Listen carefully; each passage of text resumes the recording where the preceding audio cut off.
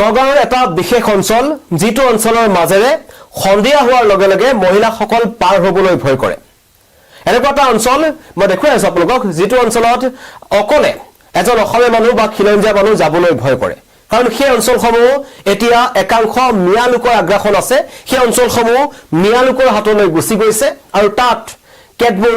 অপৰাধমূলক ঘটনা সংঘটিত হৈ থাকে সেই অঞ্চলসমূহ দীৰ্ঘদিন ধৰি প্ৰায় 20-25 বছৰ হৈ গ'ল এই অঞ্চলসমূহ মোৰ পিছফালে আপোনালোকে যিবোৰ দেখিছে এইবোৰ সকলো মিয়া বেদখলকাৰী 20-25 বছৰৰ ভিতৰত তেওঁলোক আহি এই অঞ্চলসমূহ দখল কৰিছে আৰু এখন গৈ এতিয়া 5-6খন গাঁও হৈছে প্ৰায় 120টা পৰিয়ালে মিয়া পৰিয়ালে এই অঞ্চলটোত বাস কৰি আছে আৰু সেই অঞ্চলটো হৈছে সামগুৰি ৰঙাগড়া মৌজাৰ যি কিসামত গ্ৰেজিং ৰিজাৰ্ভ আছে এই গ্ৰেজিং ৰিজাৰ্ভৰ মাটিবোৰ এদৰে মিয়া লোকে বেদখল কৰি তাত তেওঁলোকে অস্থায়ী এখন সৰুখুৰা চহৰ তেওঁলোকে বনাই পেলাইছে তাত দোকান আছে তাত বাইক ৰিপেয়াৰিঙৰ দোকান আছে তাত মছজিদ তেওঁলোকে নিৰ্মাণ কৰিছে তাত তেওঁলোকে মাদ্ৰাছা নিৰ্মাণ কৰিছে তাত তেওঁলোকে ৰেষ্টুৰেণ্ট নিৰ্মাণ কৰিছে কিন্তু সেইবোৰ সকলো চৰকাৰী ভূমি এয়া হৈছে নগাঁও জিলাখনত মিয়াৰ দপদপনি আৰু আটাইতকৈ ডাঙৰ কথা যে মহিলাসকল সেই অঞ্চললৈ যাবলৈ ভয় কৰে তেওঁলোকৰ ওপৰত এই মিয়া লোকসকলে বিভিন্ন ধৰণৰ বেয়া বাক্যবান তেওঁলোকে প্ৰক্ষেপ কৰে তেওঁলোকে বেয়া ইংগিত প্ৰদান কৰে আৰু সেই অঞ্চলসমূহ একাধিক অপৰাধজনিত ঘটনাৰ মূল কেন্দ্ৰ ড্ৰাগছৰ ঘাটি দেহ ব্যৱসায়ৰ ঘাটি তাত থকা একাংশ লোক যি মৰিকলং ডকাইতি কাণ্ডৰ যিটো ঘটনা দেখিছো তাৰ যিদৰে তাত একাংশ মিয়া লোক আছে ইয়াৰো একাংশ মিয়া লোকে সেই বিভিন্ন ধৰণৰ ডকাইতি চুৰি আদিৰ ঘটনাত তেওঁলোক জড়িত হৈ আছে কিন্তু অতি পৰিতাপৰ কথা যে প্ৰায় 61 বিঘা মাটি নগাঁও জিলাৰ সামগুৰি ৰঙাগড় মৌজাৰ 61 বিঘা মাটি 120টাৰো অধিক পৰিয়ালে তেওঁলোকে দখল কৰি ৰাখিছে আৰু পথৰ দুয়োকাষে চকুৰে নমালৈকে কেৱল দোকান বজাৰ বহে তাত অস্থায়ী বজাৰ বহে বিভিন্ন খেতি তেওঁলোকে কৰিছে যোনে যেনেকে মন যায় যিমান মাটি তেওঁলোকে ল'ব পাৰে সিমান মাটি লৈছে ৰাজপথত তেওঁলোকে ধান মেলি থব সেই ধানৰ ওপৰত যদি আপুনি যায় আপোনাক তেওঁলোকে আক্ৰমণ কৰিব বিভিন্ন ধৰণৰ ঘটনা সংঘটিত হৈ আহিছে মানে সেই অঞ্চলসমূহত এক প্ৰকাৰ মিয়াৰ ৰাজ চলিছে মিয়াৰ দপদপনি চলিছে আৰু সেই মিয়া লোকসকলে একাধিক অপৰাধজনিত ঘটনাত তেওঁলোক সংঘটিত কৰি আহিছে বিশেষকৈ ড্ৰাগছৰ কথা ক'ব লাগিব এই মিডল এজ গোটেই মিডল বেল্টটো বিশেষকৈ মধ্য অসমৰ বিভিন্ন প্ৰান্তত ড্ৰাগছৰ যি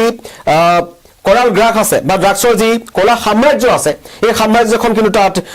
তেওঁলোকে চলাই নিছে আৰু ইয়াত বিভিন্ন ধৰণৰ অপৰাধী আছে এই 120টা পৰিয়ালৰ যিবোৰ চৰকাৰী ভূমিত তেওঁলোকে দোকান সাজিছে এইবোৰৰ ক্ষেত্ৰত কিন্তু প্ৰশাসন অতি ৰহস্যজনকভাৱে নীৰৱ হৈ আছে ৰাজ্যৰ বিভিন্ন প্ৰান্তত আমি দেখিলো যে হিমন্ত বিশ্ব শৰ্মাৰ চৰকাৰে তাত বিভিন্ন প্ৰান্তত তেওঁলোকে উচ্ছেদ অভিযান চলাইছিল লাগিলে সেয়া বিভিন্ন প্ৰান্ত গোৱালপাৰাত তেওঁলোকে চলালে তেওঁলোকে সৰু পথাৰ তেওঁলোকে উচ্ছেদ অভিযান চলালে ৰেংমা বনাঞ্চল তেওঁলোকে বেদখল মুক্ত কৰিলে নগাঁৱতো তেওঁলোকে বেদখল মুক্ত কৰিছে কিন্তু এই অঞ্চলটো ইতিমধ্যে তাৰ স্থানীয় ৰাইজে এইটো অভিযোগ উত্থাপন কৰিছে যে তাতো উচ্ছেদ অভিযান চলিব লাগে কাৰণ তেওঁলোকে নিৰাপত্তাহীনতাত ভুগিছে শংকিত তেওঁলোক যিকোনো মুহূৰ্তত তেওঁলোকৰ ওপৰত আক্ৰমণ হ'ব পাৰে কাৰণ নিশা হ'লেই অপৰাধীৰ ঘাটিত পৰিণত হয় অপৰাধীৰ মুকলিতে তাত বিভিন্ন ধৰণৰ অপৰাধ সংঘটিত হয় চিৰিঞ্জ পোৱা যায় ড্ৰাগছ পোৱা যায় সকলো ধৰণৰ সামগ্ৰী তাত পোৱা যায় আৰু এই অঞ্চলটোৱে নাৰী সুৰক্ষাৰ প্ৰতি বিশেষকৈ এক অসঠিক সংকেত কৰি আনিছে এইটো ঠাইক লৈ ইতিমধ্যে বিভিন্ন ঠাইত মন্তব্য আছে যে উচ্ছেদ অভিযান চলিব লাগে আৰু ওচৰে পাজৰে যিসকল খিলঞ্জীয়া লোক আছে তেওঁলোকক বাৰম্বাৰ তেওঁলোকে ভাবুকি প্ৰদান কৰি আহিছে আৰু এই অঞ্চলসমূহত একাধিক অপৰাধী লুকাই থাকি বিভিন্ন ধৰণৰ অপৰাধ সংঘটিত কৰাৰ অভিযোগ উত্থাপন কৰিছে প্ৰায় 20 বছৰ পূৰ্বে যি অভিযোগ আছে ইতিমধ্যে আপোনালোকক এই দৃশ্যাংশ মই দেখুৱাই আছো এয়া হৈছে এখন গ্ৰেজিং ৰিজাৰ্ভৰ মাটি চৰকাৰী মাটি তেওঁলোকে ঘৰ বনাইছে ঘৰ প্ৰথমতে বনাইছে ঘৰ বনোৱাৰ পিছত তেওঁলোকে ঘৰৰ সন্মুখতে এখন দোকান দিছে আৰু ইয়াত এইবোৰ তেওঁলোকে দোকান যিবোৰ দেখিছে এই পদপথৰ যিবোৰ দোকান এইবোৰ সব বেদখল কৰিছে এখন অস্থায়ী বজাৰ তেওঁলোকে নিৰ্মাণ কৰিছে যিটো আমি ৰেংমা বনাঞ্চলৰ ক্ষেত্ৰত দেখিবলৈ পাইছিলো তাতো তেওঁলোকে এইদৰে অস্থায়ী বজাৰ সমাৰ পাতি তেওঁলোকৰ মাজতেই তাতে তেওঁলোকে বজাৰ সমাৰ কৰে আৰু লগতে কিছুমান পকা দোকানো তেওঁলোকে নিৰ্মাণ কৰিছে আৰু প্ৰায় 20ৰ পৰা 30 বছৰ হৈ গ'ল এই অঞ্চলসমূহত এতিয়া বিল্ডিংও তেওঁলোকে নিৰ্মাণ কৰিছে চৰকাৰ প্ৰশাসন নিমাত হৈ আছিল এতিয়াও নিমাত হৈ আছে আৰু সেই কাৰণে তাত থকা এই কাষত থকা যি নিচাগাঁও কিসামতৰ গ্ৰেজিং ৰিজাৰ্ভৰ আশে-পাশে থকা লোকসকলে তেওঁলোকে মুখ্যমন্ত্ৰী ডক্টৰ হিমন্ত বিশ্ব শৰ্মাক এই পুখুৰী খান্দিছে আৰু ৰাজপথে এইদৰে তেওঁলোকে ধান মেলি থয় আৰু নিশাৰ ভাগত যদি কোনোবা মানুহ সেই পথত যায় তেওঁলোকে ডকাইতি ঘটনা সংঘটিত কৰে মহিলাসকলক তেওঁলোকে অশ্লীল ইংগিত প্ৰদান কৰে ড্ৰাগছ সেৱনৰ মূল ঘাটিত তেওঁলোকে পৰিণত হৈছে আৰক্ষী যাবলৈ চাগে এক প্ৰকাৰ ভয় কৰে আৰু অতি পৰিতাপৰ কথা যে বন বিভাগ থকাৰ পাছতো ৰাজস্ব বিভাগ এটা থকাৰ পাছতো জিলা আয়ুক্তৰ সকলৰ তৎপৰ হৈ থকাৰ পাছতো কিন্তু তাত বজাৰ সমাৰ পৰা মছজিদলৈকে তেওঁলোকে সকলো নিৰ্মাণ কৰিছে আৰু নিজৰ খেয়াল খুচি মতে তেওঁলোকে সেই অঞ্চলটো নিজৰ বুলি তেওঁলোকে দাবী কৰে আৰু যি অভিযোগ আছে যে প্ৰায় 20 বছৰ পূৰ্বে কংগ্ৰেছৰ দিনতে এই সকল লোকক তাত সংস্থাপন কৰা হৈছিল আৰু সেই সময়ৰ কংগ্ৰেছ চৰকাৰে দেখিও নেদেখাৰ ভাও জড়িত থকাৰ কাৰণেই এই সমগ্ৰ এতিয়া গুজাই গজালি মেলি মিয়া লোকসকলে তাত বিভিন্ন ধৰণৰ অপৰাধজনিত ঘটনা সংঘটিত কৰিছে সেইটোকৈ যদি ক'বলৈ যাম যে মিয়াৰ দপদপনিক লৈ এতিয়া কিন্তু তাৰ আশে পাশে থকা লোকসকলে তীব্ৰ প্ৰতিক্ৰিয়া প্ৰকাশ কৰিছে তেওঁলোকৰ মতে যিদৰে ৰেংলা বনাঞ্চলৰ উচ্ছেদ চলিল যিদৰে গোৱালপাৰাত উচ্ছেদ চলিলে যিদৰে লখিমপুৰত উচ্ছেদ কৰা হ'ল যিদৰে শিৱসাগৰত উচ্ছেদ কৰা হ'ল মৰিগাঁৱত উচ্ছেদ কৰা হ'ল ঢিঙত উচ্ছেদ কৰা হ'ল হোজাইত উচ্ছেদ কৰা হ'ল লংকাত উচ্ছেদ কৰা হ'ল ঠিক একেদৰে এই সামগুৰিৰ এই অঞ্চলটোতো যি গ্ৰেজিং ৰিজাৰ্ভ আছে তাতো তেওঁলোকে উচ্ছেদ কৰিব লাগে কাৰণ ইতিমধ্যে আমি দেখিছো যে হাজোৰ যি বিকলীয়া গ্ৰেজিং ৰিজাৰ্ভ আছিল তাতো তেওঁলোকে একাংশ মিয়ালোকে আহি গোপালকসকলৰ কাৰণে মহপালকসকলৰ কাৰণে যিবোৰ মাটি চৰকাৰে দিছিল যাতে তাত গৰু ছাগলী চৰাব পাৰে গ্ৰেজিং ৰিজাৰ্ভ বুলি যিখিনি কোৱা হয় সেই অঞ্চলসমূহক মুকলি দেখি এইসকল বেদখলকাৰী আহি তাত বহিলে আৰু সেই সময়ৰ চৰকাৰৰ যি শিথিলতা আছিল বা মিয়াৰ প্ৰতি যি অবৈধ মিয়া বা বাংলাদেশী মিয়া যিসকল আছে যিসকলক অচিনাকি লোক বুলি মুখ্যমন্ত্ৰী ডক্টৰ হিমন্ত বিশ্ব শৰ্মাই কৈছিল সেইসকল লোকৰ প্ৰতি তেওঁলোকৰ যি ভোট বেংকৰ যিটো লালসা আছিল তাৰ কাৰণে হয়তো তেওঁলোক মনে মনে আছিল কিন্তু এতিয়া সেই আশে পাশে থকা লোকসকল এতিয়া আতংকিত হৈ পৰিছে আৰু তেওঁলোকে জনাইছে যে বিজেপি চৰকাৰ হৈছে বিজেপি চৰকাৰে কৈছিল যে পূৰ্বতকৈ অধিক আগ্ৰাসী ৰূপত এইবাৰ তেওঁলোকে উচ্ছেদ চলাব আৰু এইবাৰ দাবী যে সামগুৰি ৰাজচক্ৰৰ অন্তৰ্গত মিছাগাঁও কিসামতৰ গ্ৰেজিং ৰিজাৰ্ভৰ যি মাটি আছে প্ৰায় 61 বিঘা মাটি এবিঘা দুবিঘা মাটি নহয় প্ৰায় 61 বিঘা মাটি বেদখলমুক্ত কৰিব লাগে য'ত 120টা পৰিয়ালে বসবাস কৰি আছে তেওঁলোকে তাত দোকান গঢ়িছে তেওঁলোকে তাত মছজিদ নিৰ্মাণ কৰিছে মাদ্ৰাছা নিৰ্মাণ কৰিছে বিভিন্ন সময়ত একাংশ সন্দেহজনক লোকৰ গতিবিধি তাত আমি দেখিবলৈ পাওঁ নিশা হলে বিভিন্ন অচিনাকি লোকৰ তালৈ আগমন ঘটে তাত ড্ৰাগছৰ এখন বজাৰ বহিছে ড্ৰাগছ উপলব্ধ হয় আৰু নাৰীসকলৰ সুৰক্ষাৰ প্ৰতি আটাইতকৈ ডাঙৰ ভাবুকি আৰু তাতেই এই অঞ্চলসমূহত থাকি একাংশ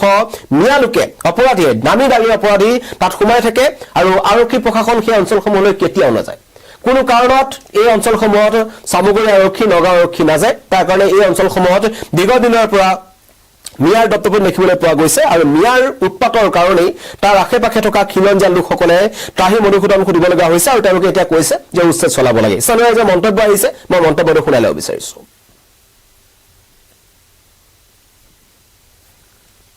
এইটো আমনি আমতল অবৈধভাৱে মোটামুটি 60 বিঘাৰ ওপৰতে মাটি আছে স্থানীয় এইটো প্ৰায় 20-25 বছৰ ধৰিয়ে কংগ্ৰেছ আমলৰ পৰা ইয়াতে দোকান পোহৰ মোটামুটি 80ৰ ওপৰত হ'ব দোকান আৰু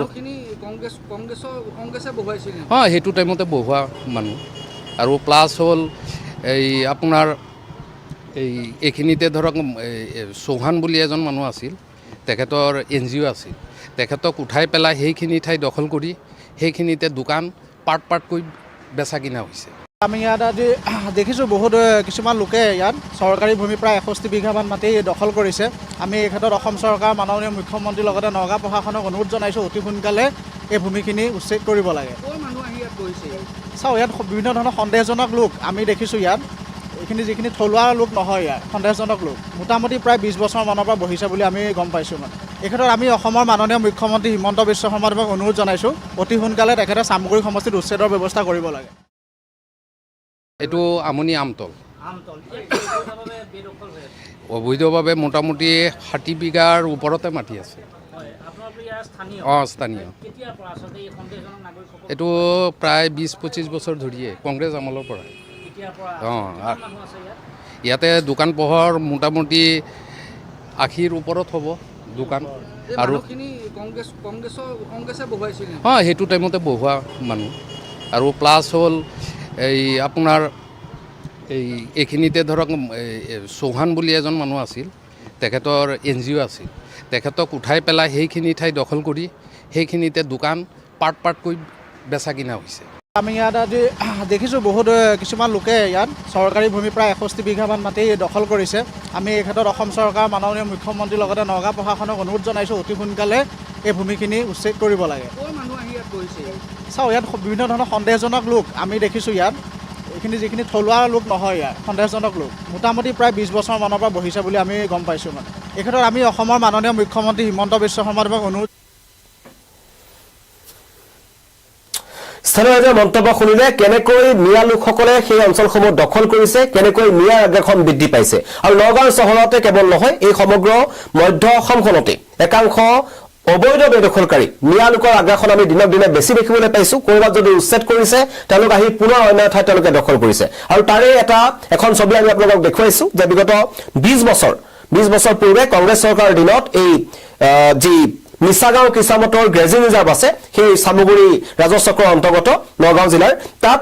61 বিঘা মাটি দখল কৰি 120টা পৰিয়াল বহিছিল এতিয়া তেওঁলোকে তাত বজাৰো পাতিছে তেওঁলোকে তাত দোকানো খুলিছে তেওঁলোকে তাত ঘৰো বনাইছে তাত তেওঁলোকে মছজিদ নিৰ্মাণ কৰিছে তাত তেওঁলোকে মাদ্ৰাছা নিৰ্মাণ কৰিছে কিন্তু তাতকৈ ডাঙৰ কথা তেওঁলোকে তাত ড্ৰাগছৰ বেহা পাতিছে তাত একাংশ অপৰাধীৰ ৰম্যভূমি একাংশ অপৰাধীৰ নামি অপৰাধী তাত লুকাই থাকে আৰু আশে পাশে থকা মহিলাসকল নিশা হলে সেই অঞ্চলৰ মাজেৰে কিন্তু যাব নোৱাৰে সেইকাৰণে স্থানীয় ৰাইজৰ দাবী যে অতি শীঘ্ৰেই এই অঞ্চলসমূহত উচ্ছেদ অভিযান চলোৱা হওক আৰু এই 120টা পৰিয়ালৰ ঘৰ বাৰী তাৰ পৰা ভাঙি তেওঁলোকক তাৰ পৰা খেদি পঠোৱা হওক ধন্যবাদ